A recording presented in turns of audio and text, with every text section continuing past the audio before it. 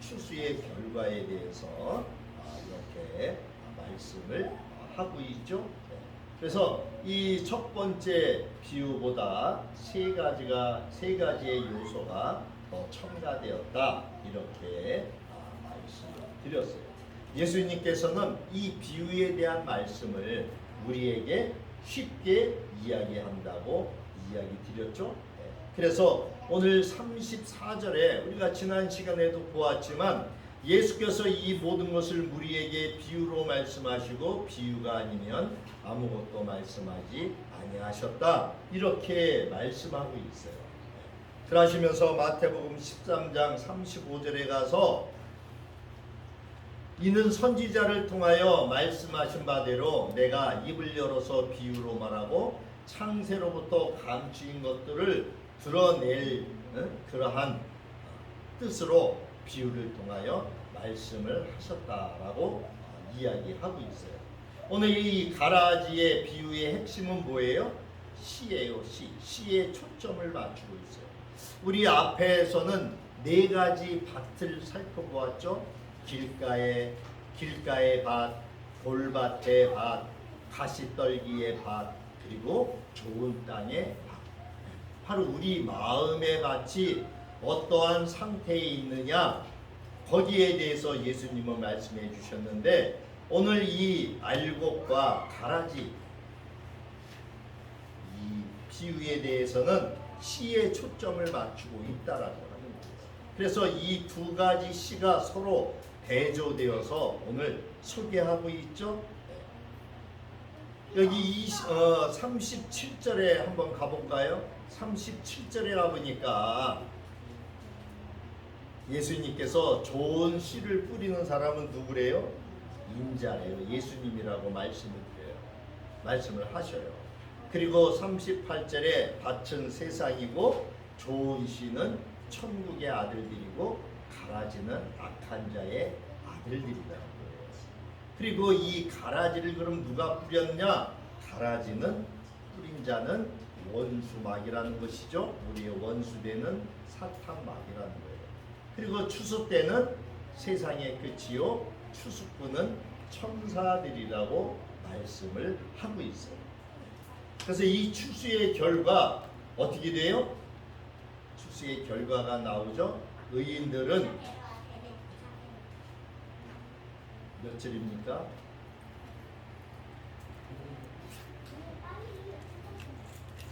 의인들은 추수의 결과로 뭐라고 말씀하셨어요? 43절에 보니까 41절부터 볼까요? 41절에 인자가 그 천사들을 보내리니 그들이 그 나라에서 모든 넘어지게 하는 것과 불법을 행한 자들을 거두어내어 풀무불에 던져 넣으리니 거기서 울며 이를 갈게 되리라. 언제?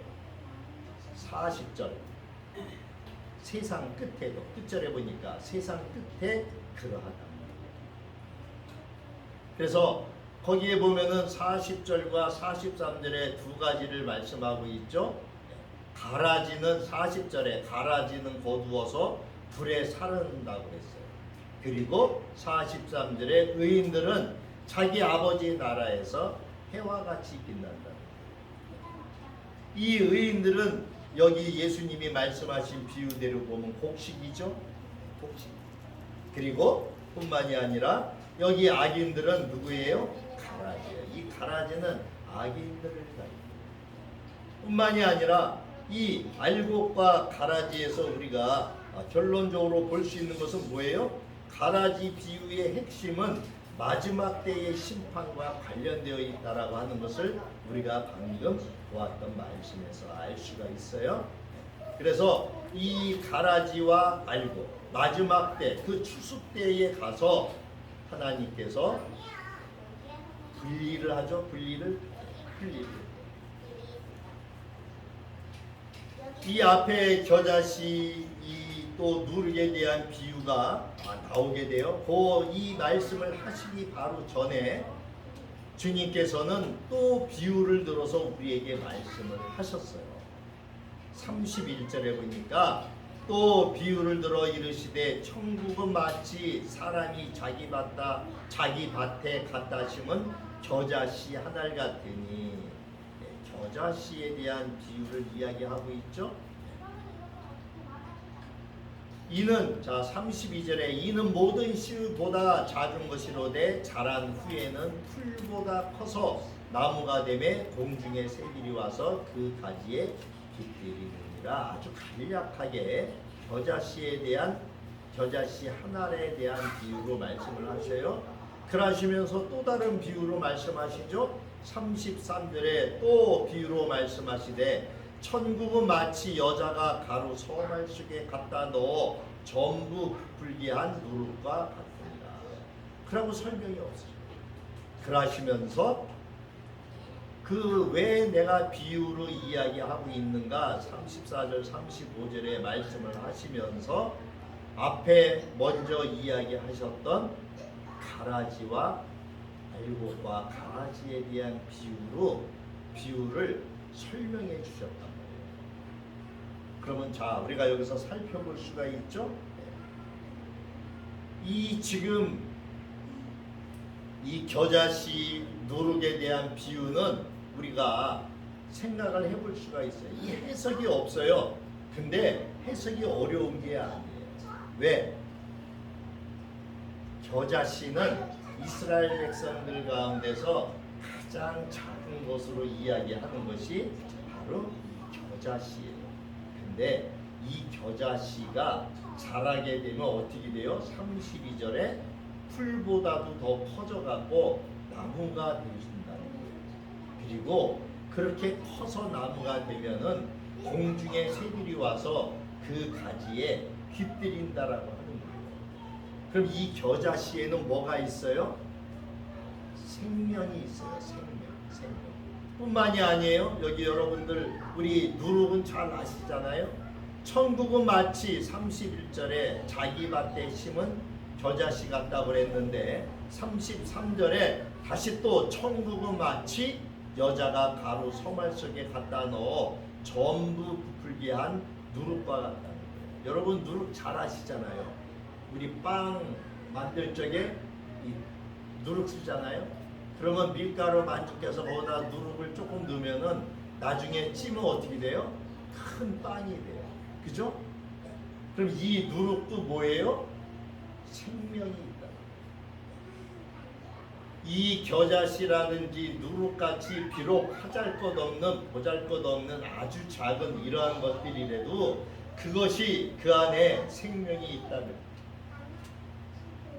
그것이 언젠가는 자라서 성장해서 그 이전 것과는 비교할 수 없도록 커지게 된다. 그래서 천국도 이와 같이 천국 복음에는 뭐가 있어요? 천국 복음에는 뭐가 있어요? 생명이 있잖아요. 생명. 그 천국 복음에는 영생하도록 하시는 하나님의 생명이 있단 말이에요. 그래서 그 생명이 존재하는 한 언젠가는 이 작은 겨자씨가 큰 나무가 되고 누룩이 그 부대 전체를 부풀게 한 것과 같이 천국도 이 복음이 전파되다 보면은 나중에 그렇게 된다라고 하는 거예요. 여러분 한번 생각해 보세요. 2000여 년 전 주님이 이 땅에 오셔서 천국의 복음을 전파하시고 난 이후에 그 12명의 목숨을 내놓으면서 예수님을 따라다녔던 그리고 그 복음을 위하여 목숨을 내어줬던 12제자들에 의해서 지금 기독교가 얼마나 성장했는가를 한번 보세요.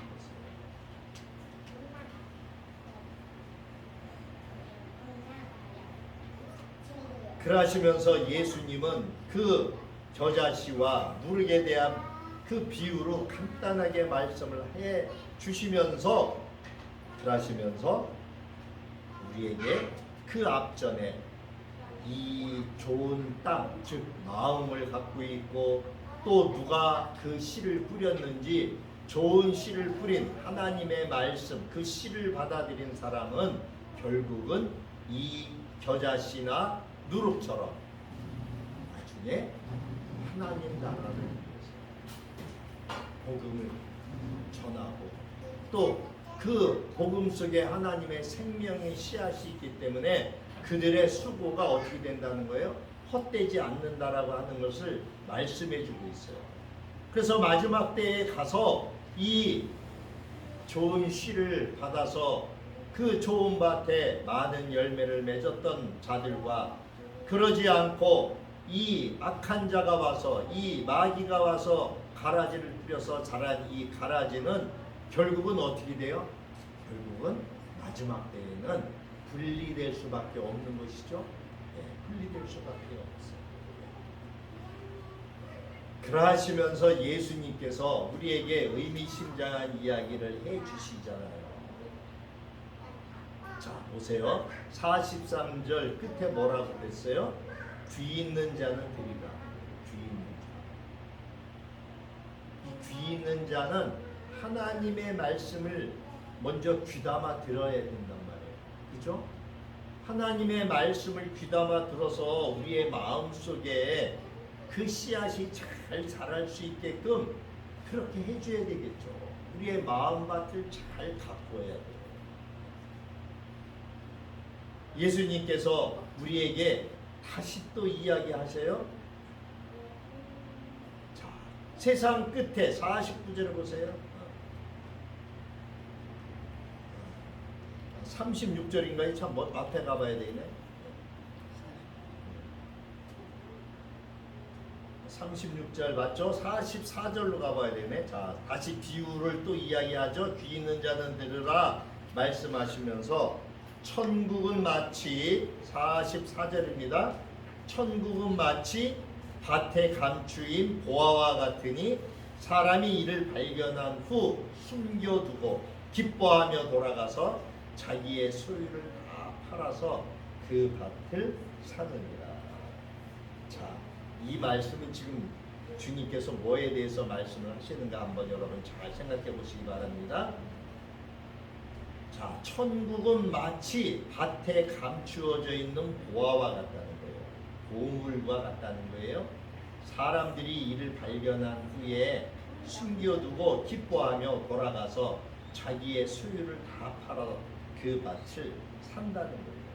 또 뿐만이 아니라 45절도 보세요. 또 천국은 마치 좋은 진주를 구하는 장사와 같으니 극히 값진 진주 하나를 발견해서 가서 자기의 소유를 다 팔아 그 진주를 사느니라. 여기 보니까 밭에 감추어져 있는 보물을 그리고 좋은 진주를 구하는 장사꾼에 대한 비유로 예수님이 다시 우리에게 말씀을 하고 있죠. 자, 이것은 뭘 말씀하고 있을까요? 천국의 가치가 이렇게 하는 거예요. 천국의 가치. 이 천국을 발견한 사람은 내가 가지고 있는 그러한 자기 소유, 그러한 것이 하찮게 여겨진다. 그 천국의 진짜 가치를 아는 사람은 자기 소유를 다 팔아서 그 밭을 산다는 거예요. 왜? 그 밭에 감추어져 있는 보화를 발견했기 때문에. 뿐만이 아니죠. 이 장사꾼도 진주 하나를 발견했어요. 이 진주가 진짜야. 인공 진주가 아니라 천연 진주야. 그래서 자기의 소유를 다 팔아서 그 진주를 산다는 거예요. 이 보물과 이 진주는 천국의 가치가 어떠한가라고 하는 것을 비유로 말씀해 주시는 거예요. 예수님은 마가복음 8장 36절 37절에서 세상에서 가장 중요한 것이 목숨이라고 하는 것을 우리에게 말씀해 주셨어요. 그것은 세상의 어떤 것과도 또 세상 전부를 준다고 해도 바꿀 수 없는 그러한 가치를 가지고 있다라고 말씀하고 있어요.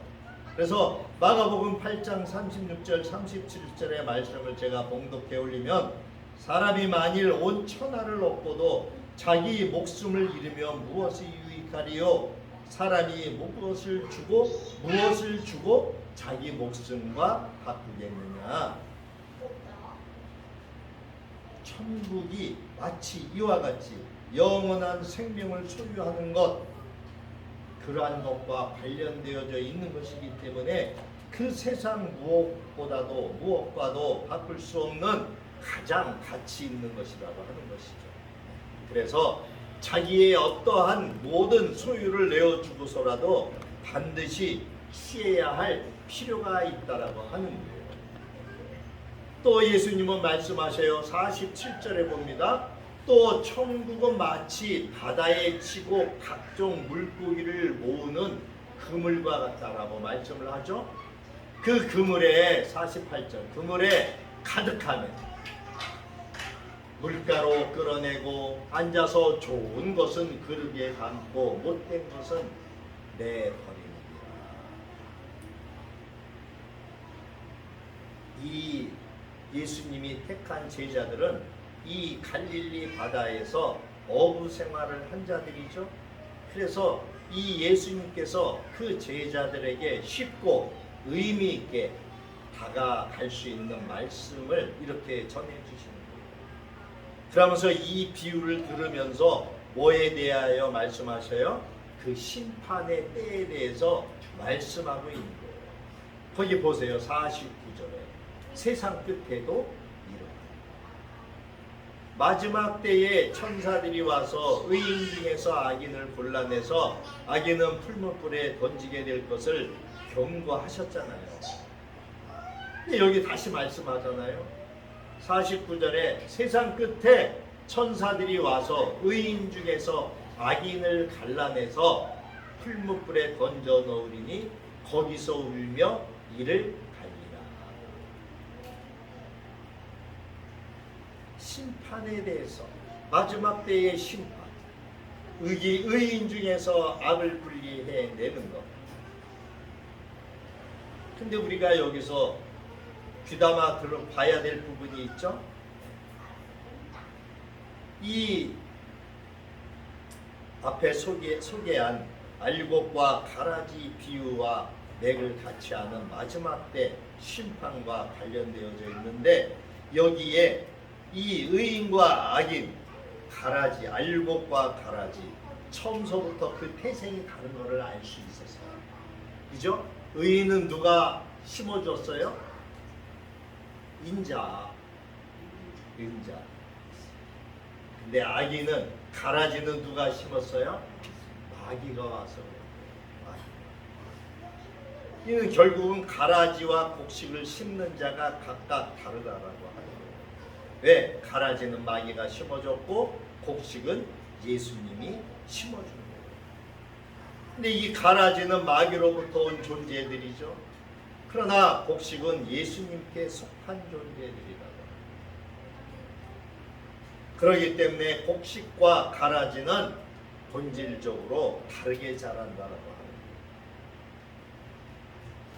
그래서 이 가라지는 바리새인들과 같이 하나님이 원하시는 진정한 뜻대로 행하지 않는 외식하는 자들, 이러한 자들을 가리키는 하나의 예수님의 비유적인 말씀이에요. 그러나 이 곡식은 예수님께서 가르쳐 주신 대로 그 하나님의 뜻대로 하나님의 말씀대로 살아가는 제자들과 같은 사람들을 바로 이 알곡, 곡식의 비유를 했어요. 그러므로 이 고기 잡는 그물에 대한 비유의 핵심적인 관점은 마찬가지로 이 마지막 때의 곡식과 가라지를 구분하는 것처럼 마지막 때의 의인 중에서 악인을 골라내는 거예요. 그거를 누가 하셔요? 예수님이 말씀하셨잖아요. 자, 앞에 다시 봅니다. 자, 28절에 보니까 주인이 이르되 원수가 와서 이렇게 하였구나. 자, 27절에 종들이 와서 주인에게 말하잖아요. 이 가라지가 어디서 생겨났습니까? 그랬더니 그 주인이 원수가 이렇게 했다고 말하잖아요. 그러니까 종들이 뭐라 그래요?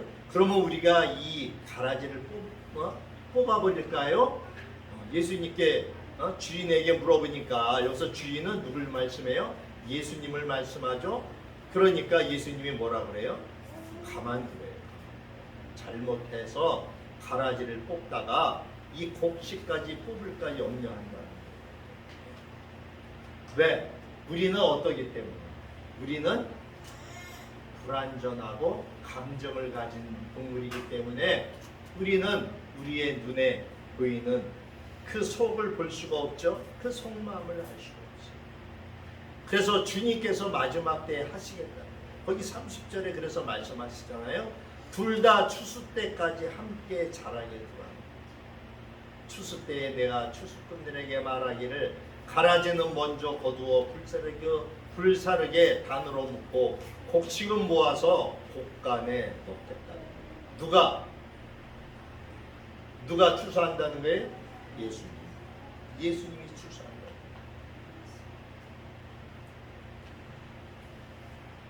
교회에도 얼마나 많은 신자들이 있습니까? 우리 신자라고 이야기하죠.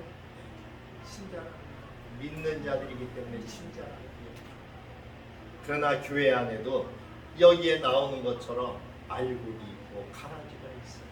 그리고 쭉정이도 있어요. 쭉정.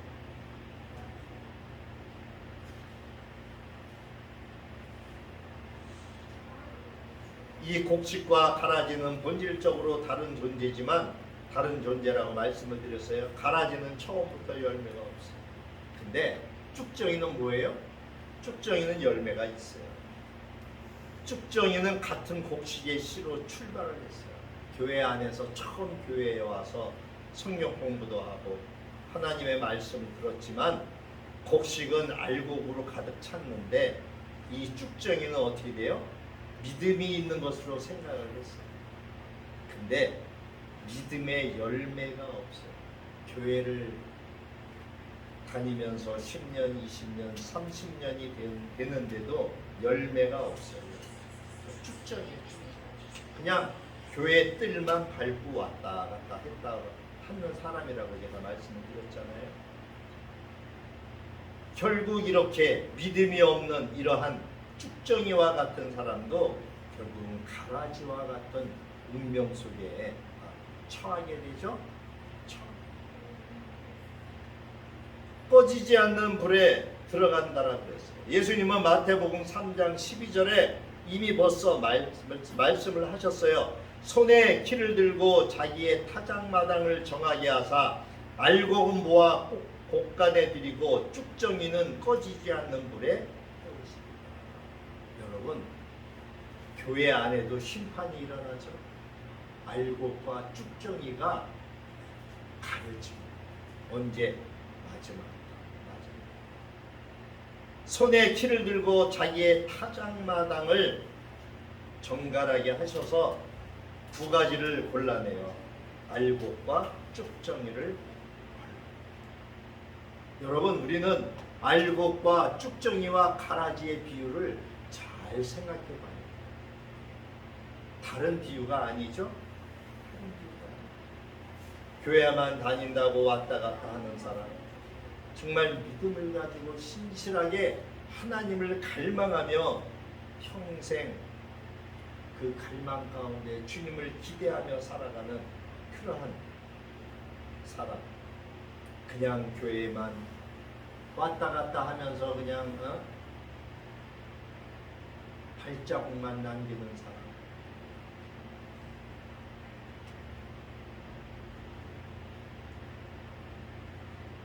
예수님이 우리에게 여쭤보죠. 51절을 보세요.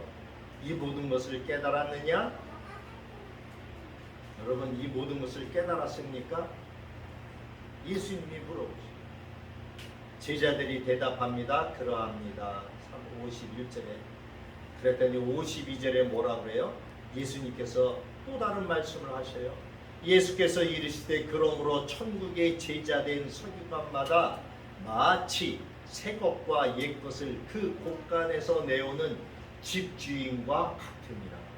아니, 여태까지 곡식에 대한 비유를 쭉 여러 가지 비유로 말씀하신 예수님께서 제자들에게 너희들 이걸 깨달았냐? 그랬더니 제자들이 예 하고 대답을 하니까 예수님께서 그들에게 다른 새로운 말씀을 하시죠. 천국의 제자된 서기관들마다 새 것과 옛 것을 그 곳간에서 내오는 집주인과 같다라고 하는 거예요. 예수님 당시에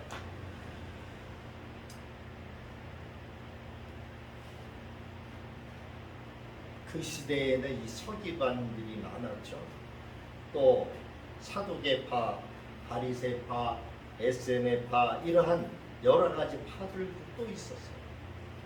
오늘날에 이야기하면 뭐 쉽게 우리가 뭐 얘기를 하면 뭐 장로교파, 뭐 침례교파, 뭐 감리교파 뭐 이런 식으로 얘기할 수 있듯이 예수님 당시에도 이렇게 종교 지도자들이 여러 가지 파로 나누어져 있었어요.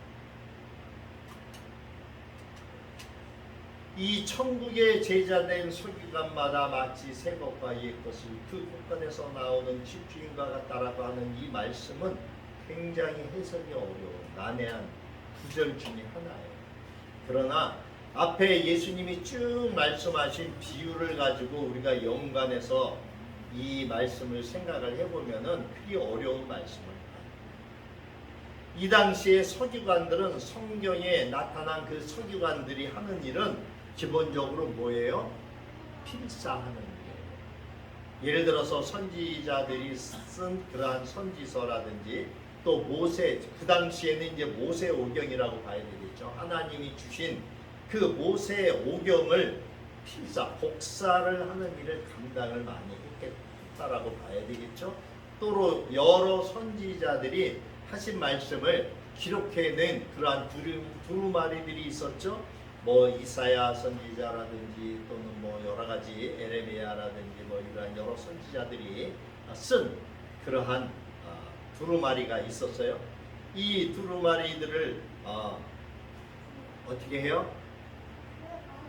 필사를 하는 거예요. 복사를 하는 거예요. 써서 한자 한자 써서. 또 일부 서기관들은 왕국의 중요한 행정의 업무도 담당하기도 했어요. 그래서 국가의 기록을 담당한다든지 아니면은 왕명을 글로 기록해서 전달하는 역할을 하기도 했어요.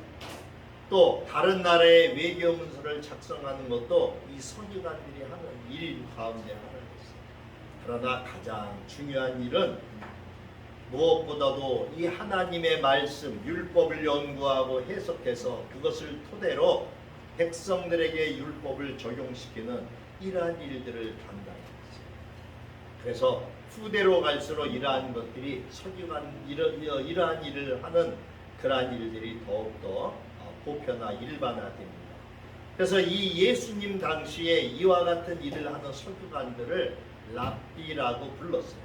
그래서 우리가 성경을 읽다 보면 랍비라는 호칭이 나오죠. 오늘날로 이야기하면 누구와 같은 사람들이에요? 신학자, 성경을 연구하는 이러한 신학자와 같은 사람. 예수님 당시에 가장 큰 영향력을 행사했던 두 개의 종파를 꼽으라고 한다면은 사두개파와 바리새파. 사두개파는 당시에 제사장의 직분을 독점을 했었어요. 그래서 이 바리새파 가운데서 서기관들이 많이 나왔어요. 그래서 이 서기관들은 하나님의 말씀을 연구해서 그것을 쉽게 알 수 있도록 해석을 해서 그것을 백성들에게 알려주는, 그러므로 이러한 서기관들은 성경의 수호자적인 역할을 감당했던 사람입니다. 그래서 이들은 누구보다도 성경에 대해서 더 잘 알고 있어요. 그리고 본인 스스로도 철저하게 율법을 준수했어요. 그래서 평생을 율법과 관련된 일을 하며 살아가는 사람들, 이 사람들이 서기관이라는 것입니다. 근데 예수님께서 오늘 비유를 통해서 그 제자들을 가리켜서 천국의 서기관이다 이렇게 말씀하고 있어요. 왜냐하면 이 제자들은 이미 만왕의 왕이라고 말씀하신 그 예수님께서 천국에 관한 말씀, 예수님이 이 땅에 오셔서 계속 말씀하셨던 건 뭐예요? 하나님 나라에 대해서 가르쳐 주셨잖아요. 그 천국에 대해서 말씀하신 것들을 간직하고 이제 전파해야 되는 그러한 역할을 담당해야 했기 때문에 예수님께서는 제자들을 가리켜 천국의 서기관이라고 예수님이 말씀을 하셨어요. 이 서기관들이 율법을 간직하고 가르치는 역할을 감당하는 것처럼 이제 이 제자들이 누구보다도 더 깊이 천국의 비밀에 대해서 그것을 잘 전달을 해야 되는 임무를 가지고 있어요. 그들은 다른 누구들보다도 예수님을 따라다니면서 예수님과 동고동락을 하면서 예수님으로부터 천국, 즉 하나님의 나라에 대해서 자세하게 들었기 때문에, 그래서 이 제자들은 이제 하나님 나라의 그 비밀, 천국의 비밀을 이제 남들에게 전파하고 그것을 가르치는 그 역할을 감당해야 되는 그러한 자리에 있게 된 거예요. 그래서 천국의 제자된 서기관이라고 말씀하고 있는 거예요. 여러분, 누구든지 천국 복음을 들고 천국의 천국 복음을 듣고 천국의 비밀을 간직한 사람들은 다 천국의 서기관과 같은 이러한 자격이 있는 거예요. 그러니까 여러분들도 하나님 나라의 비밀을 여러분들이 신앙생활하는 평생토록 풀어왔습니다. 그 하나님 나라의 비밀, 천국의 비밀, 그 복음의 씨앗을 전하고 가르쳐야 돼요. 그러기 때문에 오늘날 사랑하는 성도 여러분들도 모두 이 천국의 제자된 그러한 서기관과 같은 그러한 사람들이라고 하는 것을 우리는 생각해 볼 필요가 있습니다. 예수님은 이 땅에 오셔서 말씀하셨어요. 율법이나 선지자를 폐하러 온 것으로 너희들은 생각하지 말라고 마태복음 5장 17절 18절에 말씀하고 있어요. 오히려 완전하게 하려 한다고 말씀하셨어요. 그러시면서 마태복음 5장 18절에서는 천지가 없어지기 전에는 율법의 1.1획도 없어지지 않고 다 이루어질 것이라고 예수님이 말씀하셨어요.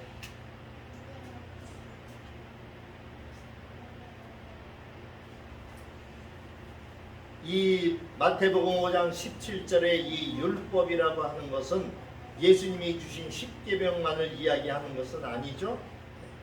그것은 성경을 가리키는 성경, 구약 성경 전체를 가리키는 것이라고 우리는 볼 수가 있어요.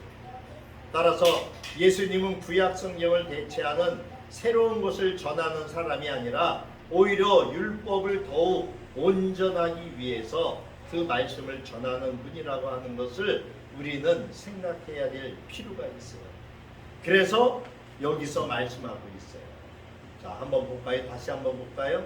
52절에 자, 천국의 제자된 서기관마다 마치 새 것과 옛 것을 그 곳간에서 내오는 집주인과 같으니라.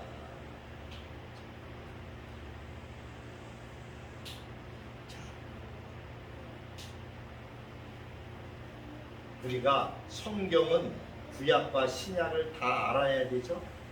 구약과 신약을 다 알아요. 근데 오늘날 어때요? 많은 목사님들이 잘못된 것을 가르치고 있어요. 구약은 지나갔다는 거. 그래서 맨 신약에 대해서만 신약 말씀을 가지고 설교를 하는 목사님들이 있어요. 구약을 옛것은 뭐예요? 구약이에요. 구약. 새것은 뭐예요? 신약이에요. 구약과 신약을 우리가 고르게 다 먹어야 돼요. 한쪽에 치중되면 안 되죠? 한쪽에 치중되면. 예수님께서는 우리 이 땅에 오셔가지고 그 구약에 많은 그 율법들을 딱 두 가지로 정리해 주셨잖아요. 하나님 사랑, 이웃 사랑. 이웃을 사랑하면 구약의 그 모든 율법적인 말씀들이 다 이룰 수 있다라고 합니다. 근데 오늘날은 어때요? 오늘날은 이 율법을 무시하는 경향이 있죠. 율법주의자 율법주의 이러한 것들이 생겨났어요. 예수님은 우리에게 말씀하셨어요. 오직 믿음으로 구원을 받는다.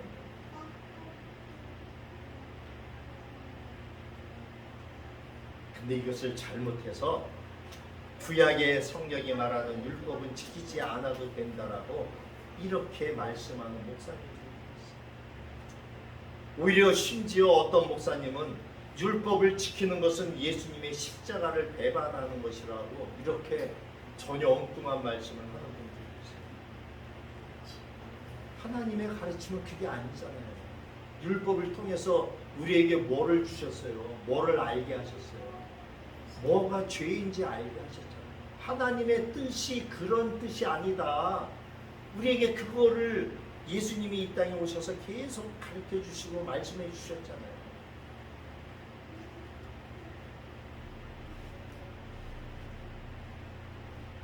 그런데 오늘날 어떤 목사님들은 천국 복음을 통해서 구원받는 사람은 이전보다도 더 율법과 선지자로 대변되는 구약 성경을 사랑하고 그곳에 기록된 말씀을 온전히 지켜 행해야 함에도 불구하고 옛것이라고 이미 지나간 거라고 옛것이라고 그러고서는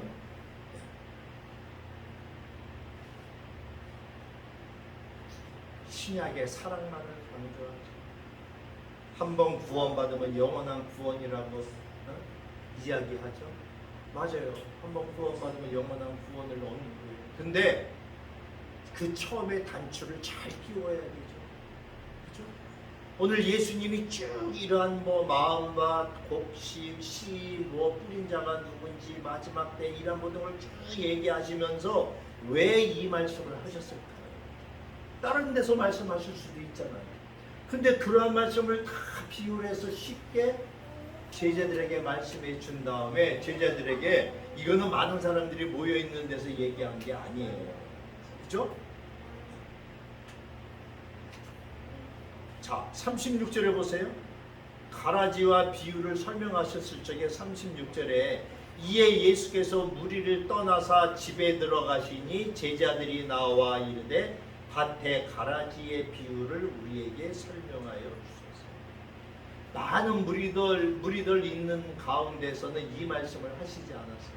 이 비유에 대한 것을 자세하게 설명해 주신 것은 무리를 떠나서 이제 제자들과 함께 집에 들어간 이후에 그 비유에 대한 말씀을 쉽게 풀어서 설명해 주셨다라고 합니다.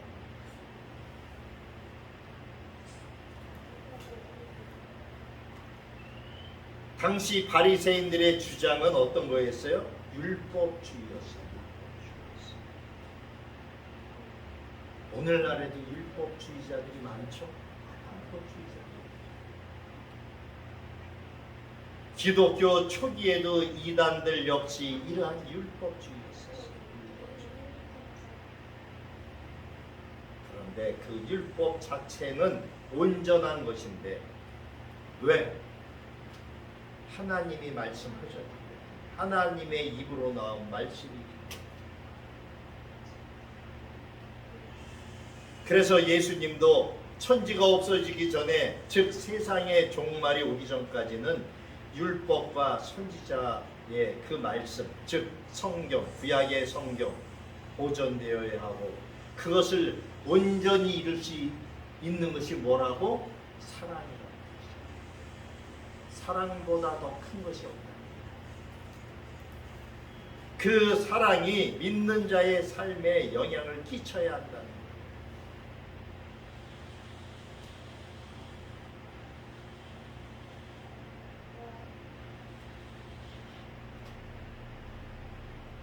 예수님은 이 말씀을 제자들에게 하셨어요. 그러면서 너희가 이것을 깨달았느냐고 여쭤요.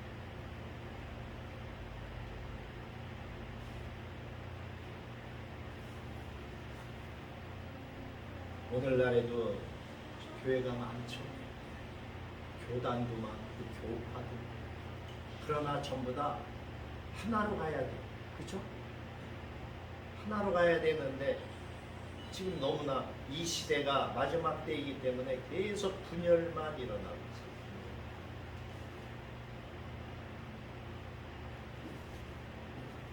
예수님이 지금까지 가르쳐 주신 이러한 말씀들은 옛날에 바리새인과 서기관들이 이 사두개파들이 가르치는 기존의 종교인들이 가르치는 그 말씀과는 너무나 다르죠.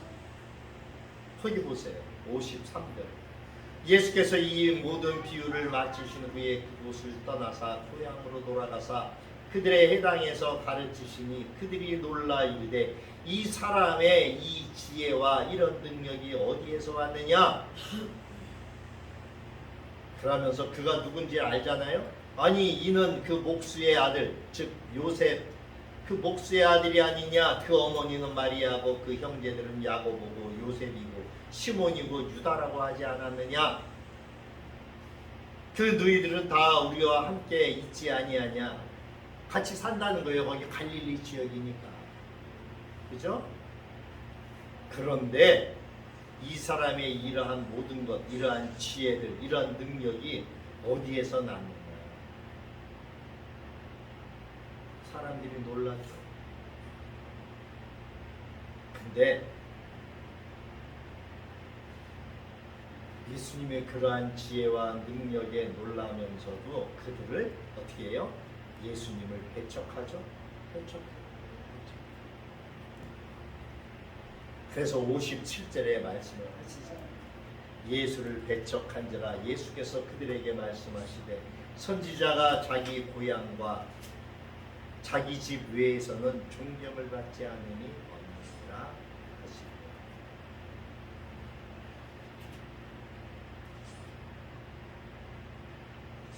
이들이 믿지 않아요.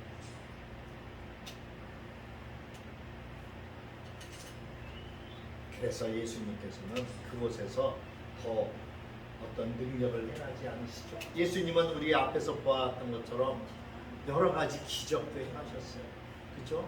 폭풍도 잠잠게 하는 신적인 그러한 능력도 보여주시고 죽어가는 자도 병 고쳐줄 뿐만 아니라 죽었던 자도 살려내 주시고 많은 예수님께 오는 많은 병자들도 고쳐주셨어요. 그런 것들을 다 봤어요. 그리고 예수님이 전하는 그러한 하나님 나라에 대해서 그들이 들으면서도 결국은 어떻게 해요? 배척했다는 거예요. 그래서 오늘 58절에 그들이 믿지 않음으로 말미암아 거기서 많은 능력을 행하지 않으셨다라고 성경은 기록합니다. 여러분, 하나님 나라의 말씀, 천국의 복음은 누구에게나 다 전파가 됩니다.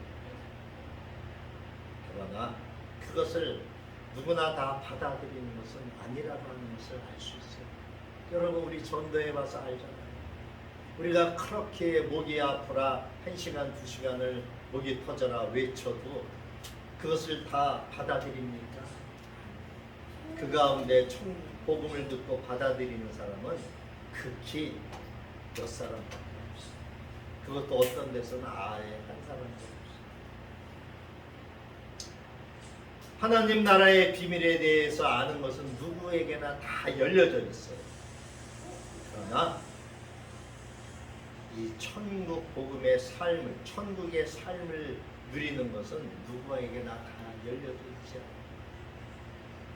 교회에 그렇게 천국의 복음이 선포되어지고 이 땅에서도 우리는 천국의 삶을 살 수 있다라고 수없이 외치지만 모든 사람이 그러한 천국의 삶을 누리지 못하죠. 또 심지어 교회에 와서 암에 걸렸던 사람이 병고침을 받고 기적적으로 치유를 얻기도 해요. 근데 그 사람조차도 교회에 조금 나오다가는 그 다음부터는 이제 자기 일에, 세상 일에 그냥 가는 사람들도 많습니다. 마치 예수님이 수많은 병자를 고쳐주었을 적에 10 문둥이를 고쳐주셨잖아요. 그랬는데 한 사람만 왔잖아. 돌아왔잖아.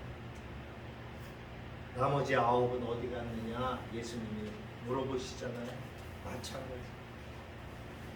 아무리 많은 기적과 능력을 행한다 할지라도 또 예수님의 가족과 고향일지라도 그 모든 사람들이 천국 복음을 받아들이는 것은 이 말씀은 오늘날 이렇게 돌려서 말씀드릴 수도 있어요. 여러분들의 가족이 목회자고 또 여러분들의 가족이 이러한 종교계에 있다 할지라도 그 사람을 통해서 그 가족이 다 구원을 받느냐? 그렇죠. 여기 아버님도 계시고 어머님도 계시고 형님도 계시고 또 우리 사모도 있고 우리 큰아들도 있고 우리 손녀들도 있지만 제가 목사가 돼서 제가 이 강단에서 선포하는 말씀을 듣고서 이 모든 이들이 다 구원을 받느냐? 저도 몰라요. 그저 간절하게 저는 기도할 뿐이에요. 하나님, 저들이 구원받아 하나님 나라에서 다시 만나볼 수 있기를 원합니다. 기도합니다. 그러나 믿어요. 왜? 제가 처음 예수를 만난 이후부터 그 복음을 지금까지 전해왔기 때문에 또 그 복음을 전하면서 많은 오늘 예수님이 말씀하신 것처럼 이러한 기적과 이적과 그 능력을 보았고 저는 믿었기 때문에 목사가 되어 남은 생애 마지막까지 하나님의 복음을 전파하다가 하나님 부르시는 그날 하나님의 그 일이 내게 맡겨주신 사명이라고 합니다. 이렇게 이 자리에 서게 됐어요. 오늘날 우리는 이 천국 복음을 생명처럼 여기는 천국의 제자된 서기관과 같은 이러한 사람들이 필요해요. 교회에 다니는 사람은 수없이 많아요. 그러나 그 가운데 참된 제자는 많지 않아요. 하나님 나라에 대해서 가르치시는 예수님의 말씀을 귀중히 여기고 그것을 수호하고자 하는 사람, 이러한 사람들이 하나님 나라에 꼭 필요한 사람이라고 하는 것을 예수님은 우리에게 말씀해 주고 있어요. 우리는 성경을 통해서 예수님께서 왜 이러한 말씀을 우리에게 전해 주시고 또 우리에게 비유를 통해서 쉽게 우리가 알아들을 수 있게끔 말씀을 해 주시는지. 그러나 세상 사람들은 아무리 쉽게 말씀을 전해줘도 그들은 예수님께 돌아오지 않고 들을 귀가 없기 때문에 여기 계신 여러분들은 복받은 사람입니다. 여러분, 전에도 말씀드렸던 것 같아요. 코로나 이후에 교회가 많이 무너졌어요. 2만여 개 교회가 무너졌어요. 교인이 없는 교회들도 있어요. 제가 속해 있는 경기 북로에 제가 거기에 임원이고 시찰의 임원이기 때문에 알아요. 매년 이 회기 때마다 정기회의, 정기노회나 저기 때 보면은 성도가 없어서 목사님들이 교회를 접고 그냥 시골로 내려가시는 그러한 목사님들이 많이 나와요. 코로나 이후에 2만여 개 교회가 문을 닫았다라고 말씀드렸죠.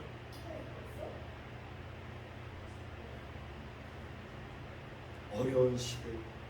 그러나 성경은 우리에게 분명히 말씀하고 있어요.